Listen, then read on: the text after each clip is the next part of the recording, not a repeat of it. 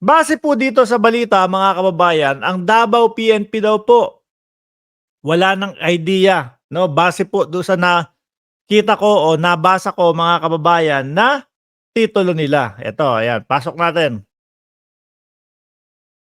'To, Davao Police kaugnay sa kinaroroonan ni Kibuloy. wait po, ayan, yan.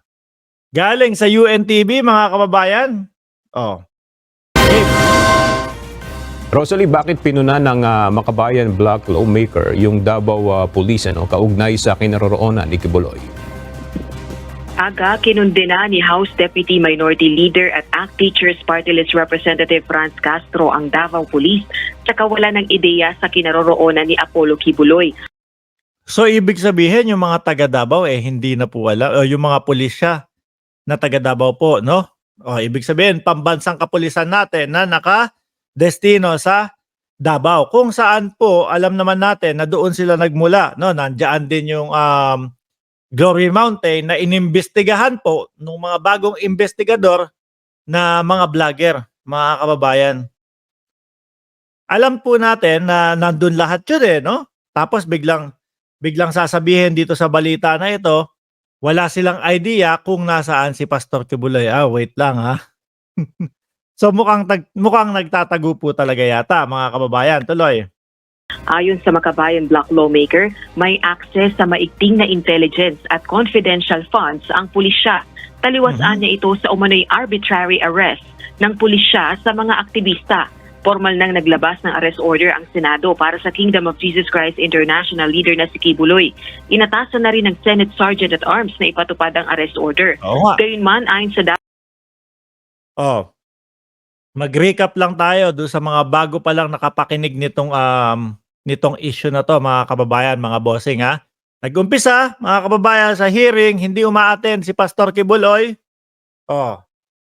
So sa lahat ng mga hearing, sa lahat ng patawag, dinededma dahil ano daw po ang dahilan nila? Wala namang saysay para sa kanila. Walang pagkakaintindi ko po doon sa kanilang isinumite para hindi daw sila ma-contempt, mga kababayan, ay walang magandang idudulot sa kanila, mga bossing. Okay? So ngayon, dahil nga hindi sila lumilitaw at walang magandang maidudulot sa kanila, kumbaga, sabi ni Senator Risa, contempt na natin 'to, no? Binabastos ang Senado To the rescue naman po si Senator Robin Padilla. Wait lang. Wag naman, no? Magpapapirma ako. Pag nakakuha ng 8, hindi mako-contempt o hindi matutuloy ang warrant of arrest kay Pastor Kibuloy. So sa madaling salita mga kababayan, majority po ng Senate ay hindi umagree kay Binoy, mga bossing, dahil gusto po nilang marinig kung ano yung kung ano po yung side ni Pastor Kibuloy. Hanggang sa ayan na, no, naglabas na, pumirma na si Senate President Juan Miguel Zubiri na arrest order na natin 'to, warrant of arrest na. Hindi, wala, dinededma tayo Ayan. So ngayon, inutusan na yung Sergeant at Arms. Andito na tayo. Inutusan yung Sergeant at Arms. Hanggang ngayon, wala pa din po tayong naririnig doon sa Sergeant at Arms kung kailan ba papa-aresto. Hanggang sa dumating sa punto na yung mga kapulisan na mga kababayan ang nangungulit. Waiting lang kami, no? Waiting lang kami. Yung pala yung mga kapulisan natin na nakadestino daw sa Davao, kung ano po yung narinig natin sa balita, wala silang idea kung nasaan. And ano nangyari po doon sa intelligence ninyo dyan? Siyempre, mga bossing, no? Nung kainitan pa lang niya, siyempre dapat medyo nakamanman na kayo kung saan pumupunta si Pastor Kibbs. Di ba mga kababayan? Eto sa susunod na araw baka kumbaga iutos na natin na escortan na, no? Escortan na yung yung Sergeant at Arms. So dapat alerto na sila doon mga kababayan. Ngayon maririnig natin, wait lang. Wala silang ideya kung nasaan. So ibig sabihin, tatagal pa ng madaming araw. Nako po. Nako, baka isipin ng taong bayan yan na medyo dahil nga po taga dyan si Pastor Kibuloy, At may mga nakakapagsabi, nakakapagbulong na, eh, best friend niya si Digong eh. Oh. Meron pa tayo narinig na isa, 'di ba? Sino ba 'yon? Si General Pulburon na matamlay na. Oh. Papabayaan ba ni Digong 'yan? Eh wag po natin patunayan mga kababayan sa taong bayan na totoo 'yun. 'Di ba? Wag mga kapulisan diyan, mga PNP diyan sa Davao, wag natin patunayan na totoo 'yun.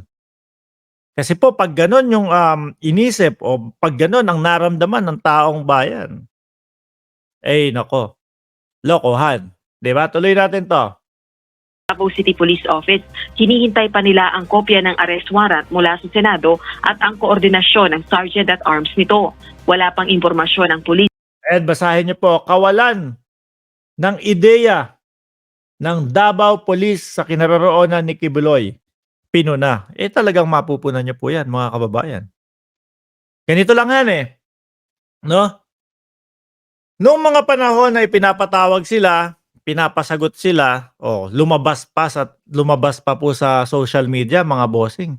Nakasama po ni Pastor Kibuloy, no? Yung mga makabagong investigador po. 'Di ba? Yung mga makabagong investigador. Inimbestigahan ng mga vlogger ang Glory Mountain at wala silang napatunayan na barel. Ayan. So doon pa lang po sa punto na 'yon, eh dapat medyo double time na kayo, medyo alerto na eh. Sa susunod na mga araw ito, pagka hindi na convince nung kanilang liham o nung sulat o nung dahilan nila ang Senate, eh ito, susunod na mga araw i-escort natin ang Sergeant at Arms. Dapat gano'n na sila, alerto na po sila. Tapos ngayon, 1 linggo na ang nakalipas, tapos hanggang ngayon, walang ideya yung ating mga kapulisan sa Davao. Gago! Ano nangyari diyan? No? Eh sabi ko pa naman, nung 1 linggo, panay ang harap nyo sa balita. Naatat na kayo, no? Na waiting lang kayo. Eh kahit pala waiting kayo diyan, kahit na handang-handa kayo, wala din pala. Wala din pala, no? Dahil magpapaikot-ikot lang kayo ng paghahanap. Di po ba mga kababayan? Pera pinapairal ni Kibs. Yung iba naman dyan, abang-abang lang sa pera. Sabi ni Bienvenido Romero. Ayan, magandang gabi po sa lahat, sabi ni Aika. Yen, DDS equals makapili. Sa palagay ko, totoo yun. Kapwa taga Davao, Army ang kailangan. Kapag kaganyan, mga kababayan, nako, mawawalan ng ang taong bayan lalo sa kanila. No? Mawawalan ng gana ang taong bayan po sa kanila. Pero tagal na, no? Umabot na ng 1 linggo. Monday, tapos ngayon ay, ano na ba? Halos 1 linggo na, nag-weekends na mga kababayan. Wala pa din po. O yung Sergeant at Arms, ano na nangyari? Baka pinapaabot po ng wala tayong naririnig, no? Wala tayong naririnig sa Sergeant at Arms? Mahirap biruin mo, minadali pa natin, no? No? Kala mo may bilang si Mark Ramos sa political vlogging. Biruin nyo mga kababayan, minadali pa si Senate President Juan Miguel Mig Zubiri para pirmahan po yun. Tapos dito pala babagal. Dito pala medyo ang bagal eh. Di ba? Ang bagal ng aksyon sa Sergeant at Arms. Luis Fernandez, mahirap paniwalaan na hindi nila alam kung nasaan ang location ni Kibuloy. Bakit pag ordinaryong tao ang dali nilang hanapin?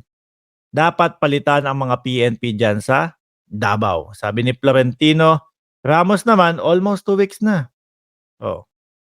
Di po ba? Huwag niyong hayaan na isipin ng taong bayan na kayo-kayo dyan nagtataguan, no? Hindi namin iniisip ngayon. Pero kapag medyo tumagal-tagal pa yan, wag naman sana, no? Tuloy. Regional Office 11 at Davao City Police sa kinaroroonan ni Kibuloy.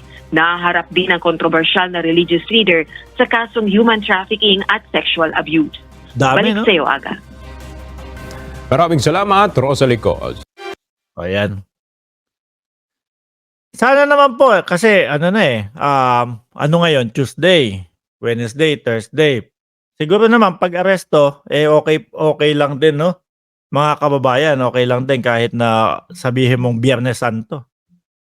Oh, pwede na yun kahit Biyernes Santo, okay lang naman. Sabi tuloy ni asan ba yun? Ni Eugene Balangit. Magpapako pa daw sa krus. Sa pagkabuhay na lang daw isusuko. Gago! Talaga si Sir Eugene, no? Baka itinago sa baol na ginto. Good PM sa lahat, sabi ni Perbs. Total, panay naman ang paninira kay FL. Bakit di siya na lang ang tumakbo sa 2028? As president para lalong lalong mabubisit yung mga yan, boss. Lalong maiinis siyang mga yan, mga boss. No? Wala rin namang mangyayari dyan sa Senado. Pinagtatawanan kayo ni Kibbs. Ayan. Oh. Pinagtatawanan. Kailangan po talaga ma-serve yan, no?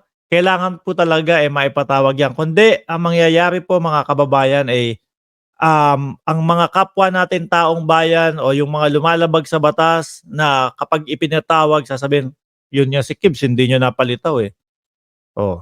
Tapos gusto nyo lumitaw ako. Magiging ganun na lang po ang dahilan ng taong bayan yan. Mawawalan ng saysay ang Senado, mawawalan saysay ang Kongreso, no? Wag po nating hayaan mangyari yon.